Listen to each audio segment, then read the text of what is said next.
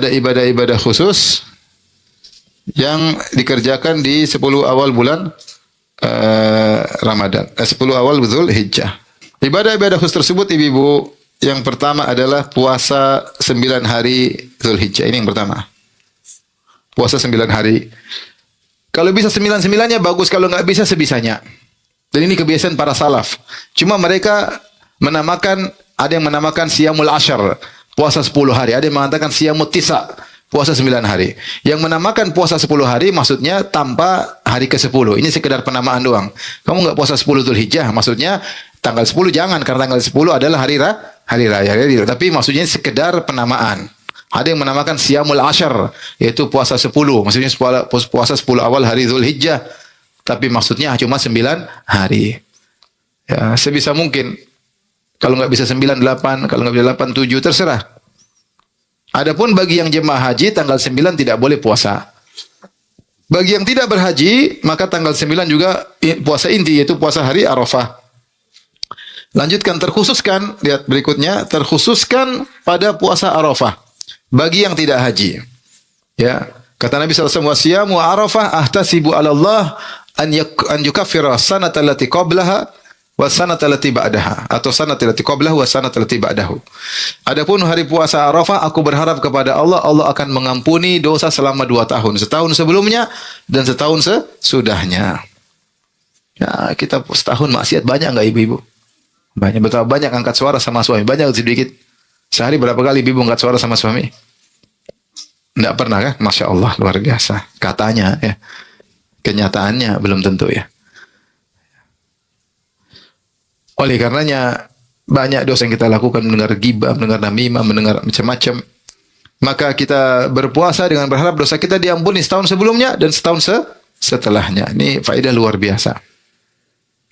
Kemudian di antara ibadah khusus di bulan Ramadan, di bulan awal 10 Dzulhijjah adalah berzikir. Dalam riwayat kata Nabi, "Fa'aksiru fihinna takbir wa tahlil wa tahmid." Perbanyaklah untuk bertakbir, bertahmid, bertahlil pada 10 awal Dzulhijjah.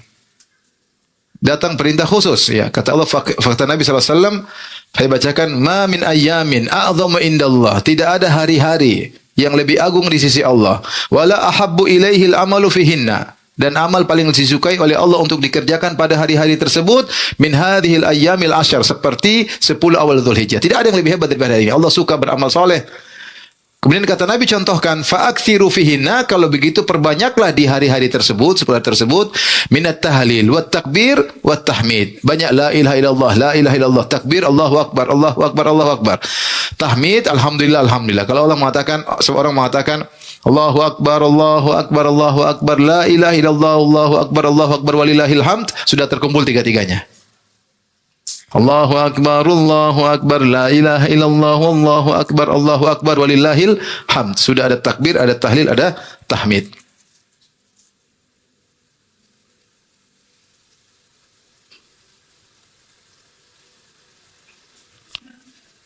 Dan para salaf dahulu mereka banyak berzikir. Dan tadi Allah sudah sebutkan, Allah sama namakan dengan ayamin ma'lumat.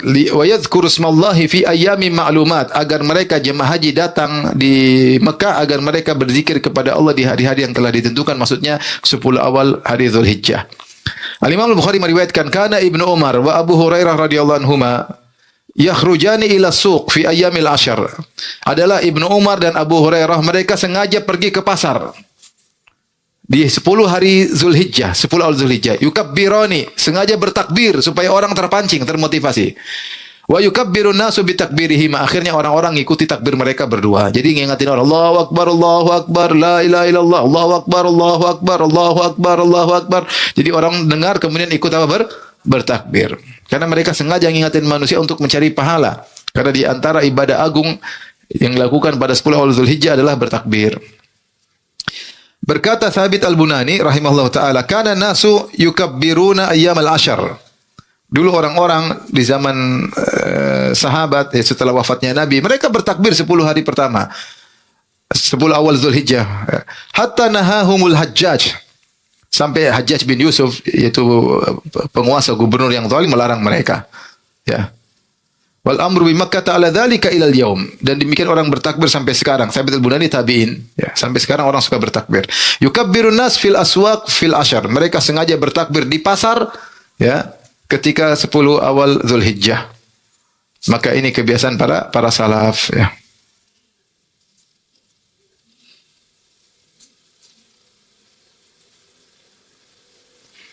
Dari Abu Hurairah radhiyallahu anhu, Rasulullah SAW bersabda, "Ma ahalla muhillun qat illa busyir, wa la kabbar mukabbirun qat illa busyir." Di antara keutamaan bertahlil bertakbir, kata Nabi, tidak seorang pun mengatakan la ilaha illallah kecuali diberi kabar gembira, dan tidak seorang pun mengucapkan Allahu Akbar kecuali diberi kabar gembira. Qila ya Rasulullah bil jannah, wahai Rasulullah, apakah diberi kabar gembira dengan surga? Kata Nabi, na'am, ya.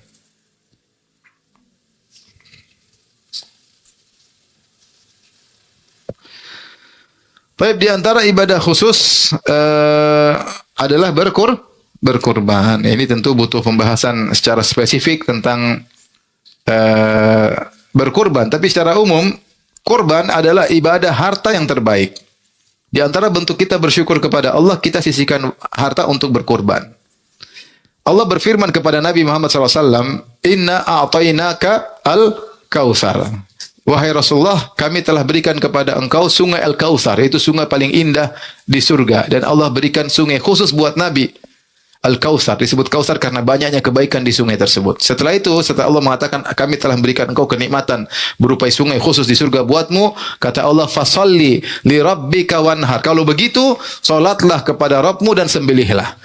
Kata para ulama, ini dalil bahwasanya salat dan sembelih adalah bukti syukur, bukti syukur.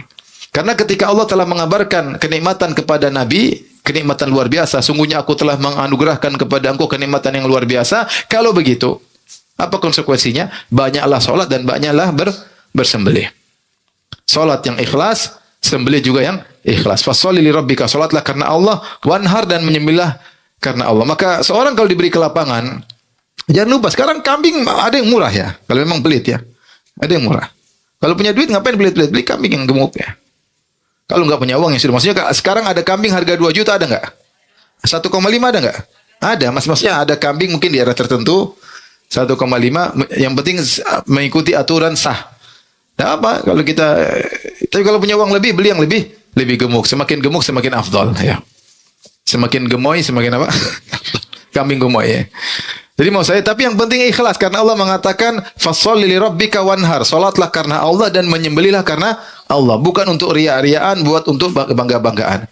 Seorang ketika menyembelih disunahkan dia mensiarkan di depan orang karena ini ibadah yang butuh syiar. Jadi diperlihatkan menyembelih depan orang enggak apa-apa, tapi harus ikhlas. Allah mengingatkan lan yanalallaha luhumuha wala dima'uha walakin yanaluhu taqwa minkum. Ketahuilah, daging yang kalian sembelih tidak akan sampai kepada Allah. Darah yang kalian alirkan tidak akan sampai kepada Allah. Tapi yang sampai adalah takwa dari kalian. Maka di sini butuh keikhlasan. Kita benar kita menyembelih terang-terangan karena ini syiar seperti azan syiar, salat Id syiar. Di antara syiar yang diperlihatkan pada tanggal 10 Zulhijjah di hari nahar adalah menyembelih. Tapi masing-masing harus apa? Ikhlas. Harus ikhlas. Tidak boleh sombong. Ah, kambingmu kecil, kambing saya lebih gemoy, enggak boleh. Ya. Jadi kita harus ikhlas karena Allah Subhanahu wa taala. Maka berusaha sisihkan uang. Kalau ibu-ibu mungkin cukup suaminya ya. Ibu bilang sama suami motivasi agar suami nyembelih karena satu kambing bisa pahalanya di-share satu keluarga. Satu kambing, satu keluarga, satu kambing udah cukup. Ya Rasulullah SAW mencontohkan kambing karena itu lebih mudah bagi umatnya. Jadi nyembelih tidak mesti onta, tidak mesti sapi, kambing sudah cukup. Kalau nggak punya uang, kambing, atau kalau lagi pelit, ya nggak punya uang ya kambing yang murah juga nggak apa-apa. Yang penting sah. Nah, bagaimana seorang wanita kemudian sampai ke mall duit habis, saya buat potong kambing nggak ada. Ya. Berikan motivasi suami untuk apa? Untuk nyembelih kambing. Ya. Demikian, ibu yang dirahmati Allah Subhanahu Wa Taala. Semoga kita semua diberi kemudahan oleh Allah untuk beramal soleh sebanyak-banyaknya di 10 hari awal Zulhijjah. Saling mengingatkan kita, keluarga, anak-anak, suami, istri, agar kita sama-sama termotivasi.